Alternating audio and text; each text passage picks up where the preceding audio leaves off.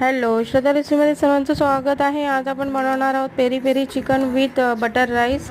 प्रथम मी चिकन स्वच्छ धुवून घेतलं, त्यामध्ये पेरी पेरी मसाला लावून अर्धा तास मॅरिनेशन केलं. दुसऱ्या साईडला कांदा, टोमॅटो, हिरवी मिरची गॅसवर भाजून घेतली.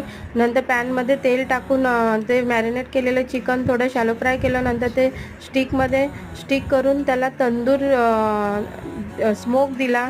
त्यानंतर मी दुसऱ्या बाजूला कांदा, टोमॅटो, मिरची जे भाजलेलं होतं त्यामध्ये थोडे काजू टाकले, पेस्ट करून घेतली. मग त्याच पॅनमध्ये मी तेल टाकलं आणि तो मसाला छान तेल सुटेपर्यंत परतून घेतल्यानंतर त्यामध्ये जे तंदूर केलेलं चिकन होतं, स्मोक दिलेलं, त्यामध्ये मी ते ॲड केलं, म्हणजे टाकलं त्या मसाल्यामध्ये.